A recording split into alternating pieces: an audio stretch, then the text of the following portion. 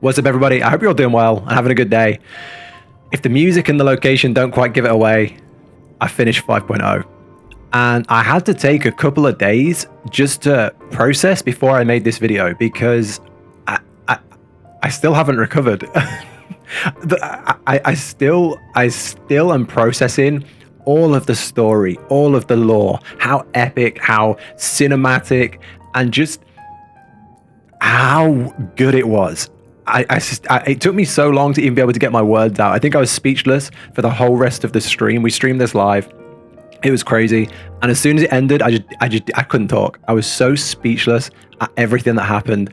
And I'm only just kind of recovering and being able to put words together now. It was phenomenal. It has completely blew me away, and I get it. I get why Shadowbringers gets all the love. The story is good, but the ending is somehow even better. So there's a lot to talk about today. Let's get straight in to Shadowbringers. Final Fantasy XIV Shadowbringers Part 3.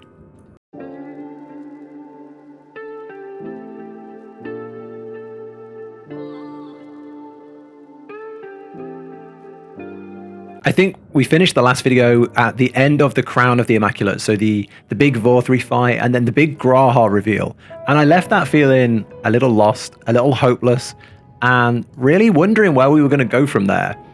But I never could have ever predicted. On stream, I like to predict what's going to happen next and like talk about my thoughts.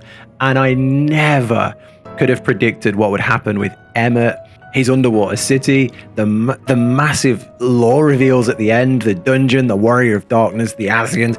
Everything just came together, and it was all the best parts of the game, in my opinion. Just all the exciting stuff just collided from all directions to deliver the perfect ending, and it was flawless. I couldn't have asked for anything more, anything better. It was perfect. So let's get into today's video because it's a big one. So the first big thing that happens after that is you get to go into the Crystal Exarch's like secret chambers, the umbilicus, the secret place where he goes. And as soon as you go in there, you have the echo. And this was kind of huge. I feel like most people saw this scene between Urianger and Graha, especially the people that were watching on stream. They found it as Urianger is a really good guy for what he did. But the way I interpret it was a little different in that I felt like Urianger had this big secret that Graha was going to sacrifice himself, and if he'd have told us, we could have done something about it. We could have found another way.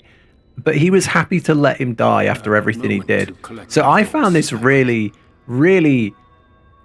I got really emotional here. I found it really, really a hard scene. And then when we got reunited with him, and he's like, "I'll never lie to you again," that was like a massive weight off my shoulders. It felt like this big distrust happened between us. And there was this big, like an elephant in the room of...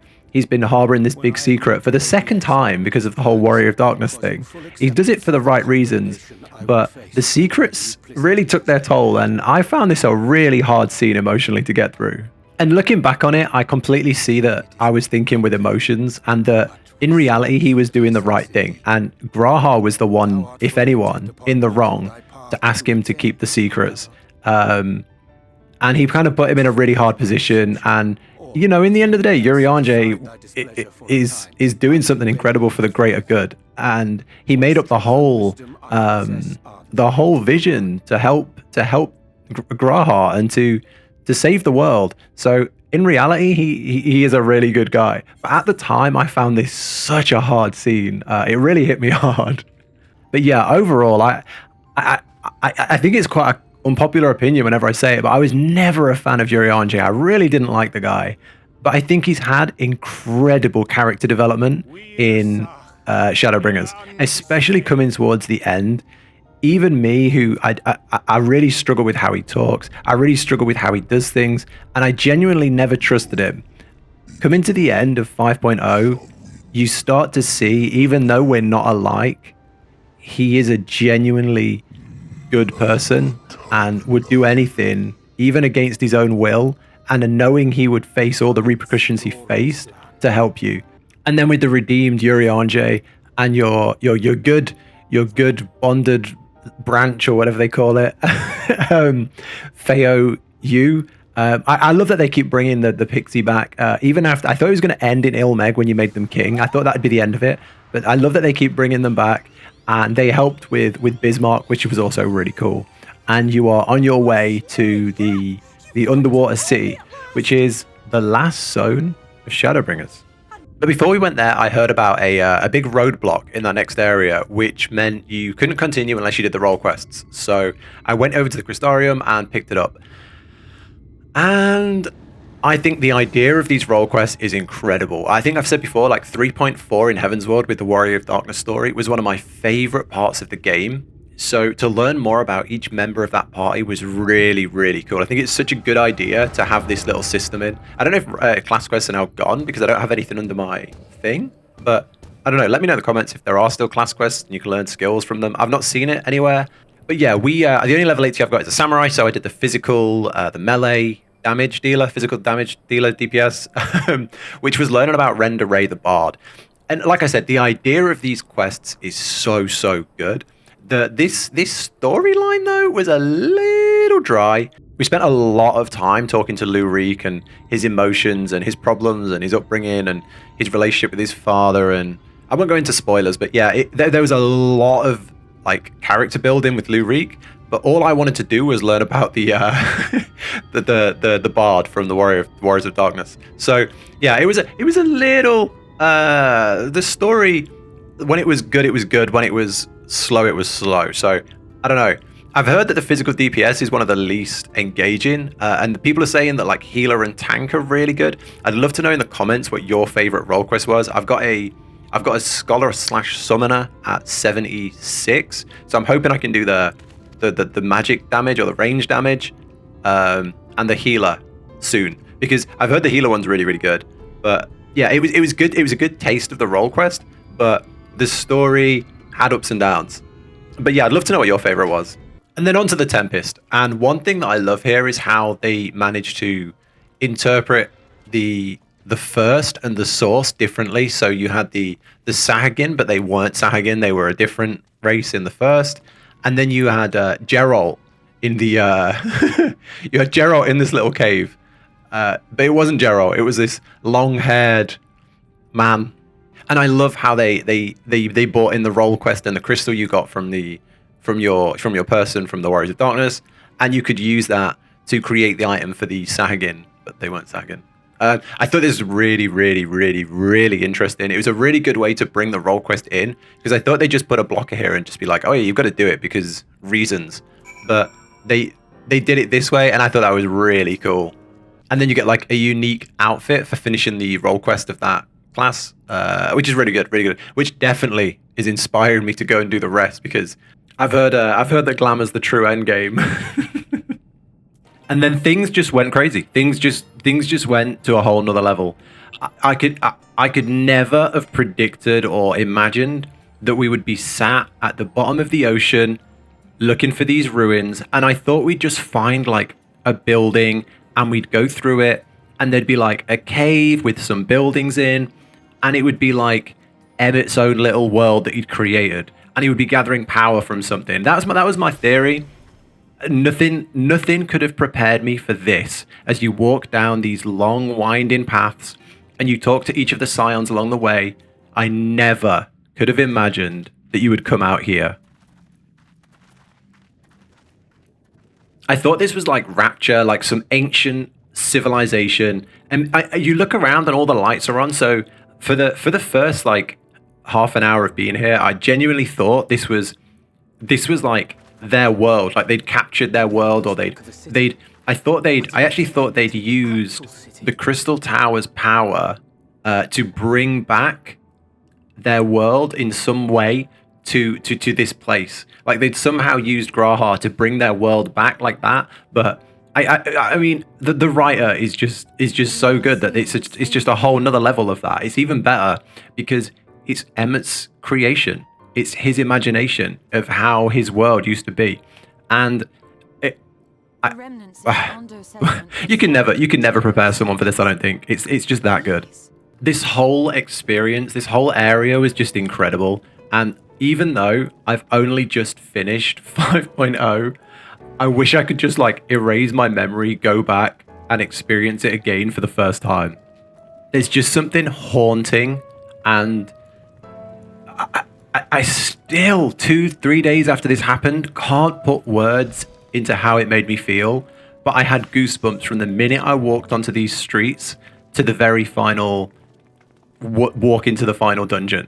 There's just something about this area. I think it's a mixture of the music, how they designed the creatures in the robes, and just how eerie everything was. It was just phenomenal. It was one of the it was probably the best part of the game outside of like the dungeons and trials, but just how they designed the zone and how they introduce you to these characters was just on a whole nother level to anything else that's been in the game. And one thing I wasn't expecting is this guy you meet here on this seat, Hydra, what's his name? Let's have a look. Hydraculus? I can't remember. But he was like a sentient being within these creatures that could create anything out of anything. But they were limited because they were just a programmed memory created by Emet, who was just insanely powerful. Hyphlodius. But they made him, Hyphlodius, he was a sentient creature who knew it was all a mirage. He knew it was all just a faked experience. And I still to this day don't know if this was staged. So if he was made to pretend to be sentient to trick you, or if Emet made him either by accident or on purpose to have someone else to talk to. The whole thing was just shrouded in mystery, but just so cool. I don't know if he seemed like a minor character, but he felt like a major character at the same time. Really interesting. And just this whole area, it felt like you were digging into the depths of Emet's mind and his feelings. And I've said it before, Emet is probably my favorite character in the entire game. Him and Ardbert are definitely up there. Also, I just want to say a massive thank you to everybody who came out. We were streaming this live on Twitch, and there were loads of people that came, so thank you everyone. But people started to come to the actual areas, so we had this massive gathering outside the final dungeon. A lot of people came in like the black robes as well, which is really cool. So thank you all so much for coming out to this. It feels really special to share this with you all. So thank you so much, everyone who came over. I really appreciate it. I do stream over on Twitch like 3 or 4 times a week, so I will link that down below if anybody does want to join in. We play on EU Lite as well, so feel free to get involved and come along and join the dungeons and the raids. But thank you everyone who made this extra special. And then all through this little Shadowbringers series, I've been comparing the dungeons to Holminster Switch. Yeah, I think that's what it's called. And nothing has come close to the feeling that dungeon gave me until Mount Gulg. That was almost as good as Holminster Switch. But here is finally been beaten. Oh, Amaurot. I don't even know what to say about this dungeon. I've watched this VOD back like 3 times before making the video. I don't know what to say. I really don't. It starts, you've got the old civilization running around as they're being wiped out. Meteors falling from the sky, and Emet's incredible voice actor narrating every step through the dungeon. It's perfect. This is the perfect dungeon.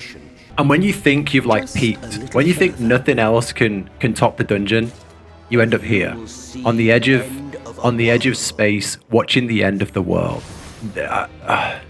I could never have expected this would have happened. It just is on a whole another level to every other part of the game, that it feels like its own game. It feels like it just feels like I think I described it the other day to someone as like Heavensward feels like an Avengers film, high energy, impactful and fun.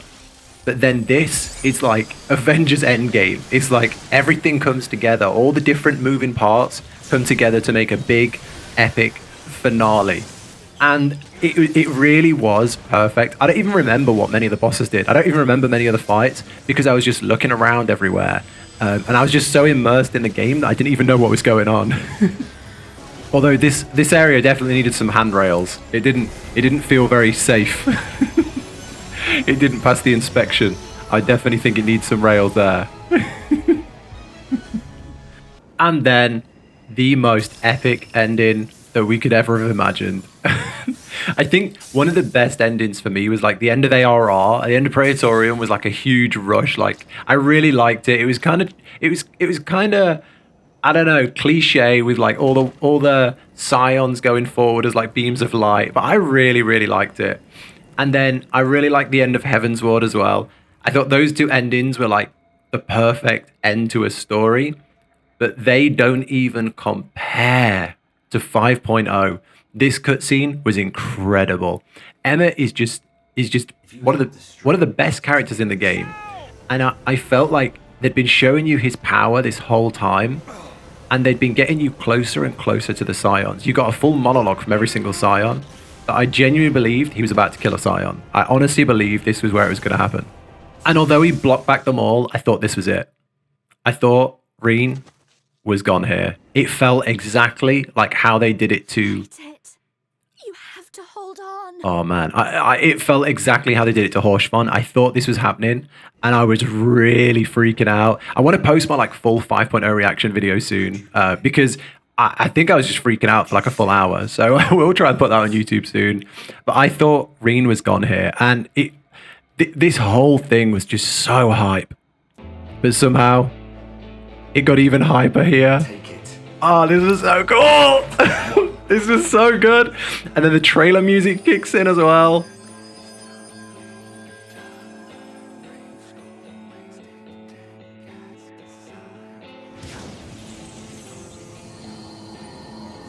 This was just this was the best moment in the entire game. Right here. Right here. The best moment in the entire game. And everyone's hyping up 5.3, but I don't see how this can be topped. Oddbert speaking through you as the warrior of darkness and light. It's just everything coming together, all the things coming together, the rejoining lore coming together, everything here. It was perfect. I've watched this back so many times, and I'm still so hyped for it. It was just perfect. It was perfect. And then you finish it off with the dying grass braid. This felt a lot like Thordan, but just on a whole different level, just more epic and just more hype. I don't know why, but this trailer music just really, really gives me goosebumps. So yeah, you get the fight against Hades.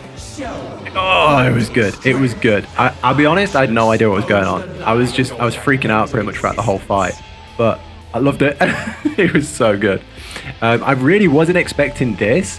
I thought he was going to turn into one of those hooded figures, but with like some other darkness.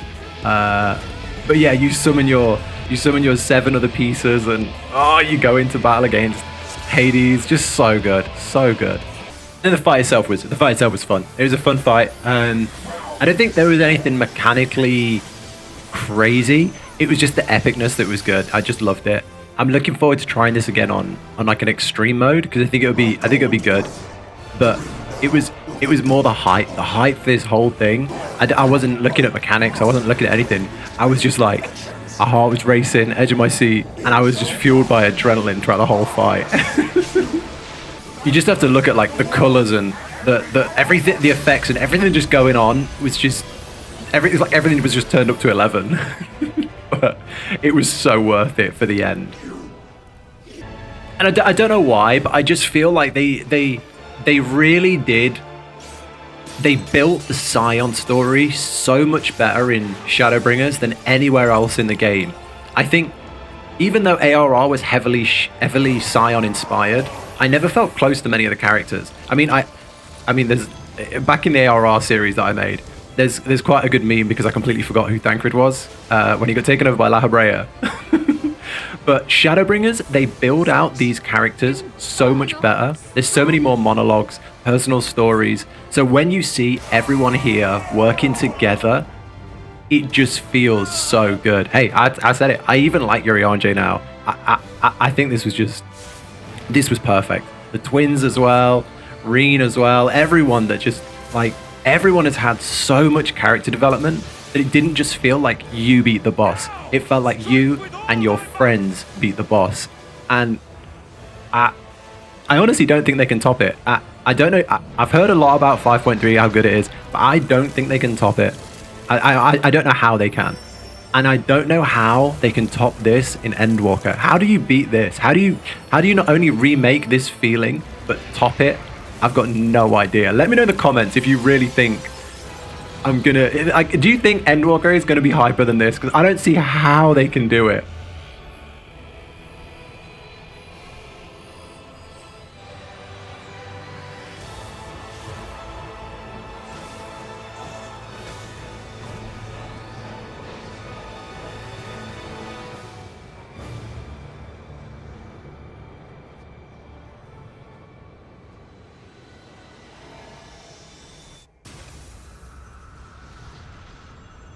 I've never cried in this game. I've never felt that attached and that emotional that it got me on that level. I think the combined hype and the sadness and the music, I may have come close here. I may have come close. You'll see. 5.0 video. I'll put my live reaction up in a couple of days. You'll see. This broke me. This broke me. This Graha broke me. Well, 'tis good to be awake. Oh, best boy. Damn you, developers. This is too emotional. You can't put that at the end of something so epic. You caught me off guard. I'm probably going to wrap this video up here. I really wanted to talk about 5.0. This was just the biggest climax to the game, the biggest hit of emotions. And I've said, I got hyped before, but I physically don't see how this can be topped. I really, really don't. We're now working through like the post-patch content, and we're doing like Ivalice and some other stuff. So I will make some videos on that. But first I'll get out the 5.0 live reaction.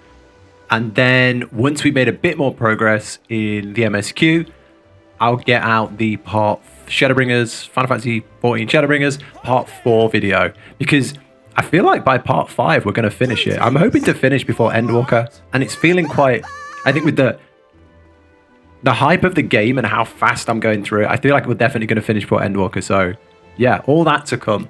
But as always, thank you for watching these videos. Thank you so much for sticking with this series for so long. Never thought we'd be getting to the end of 5.0 this quickly. So thank you all for being here. Thank you for coming to the streams. Thank you for liking the videos, commenting on the videos. All that stuff helps me out so much. So thank you all. Take care. Have a great day. And I'll catch you in the next one.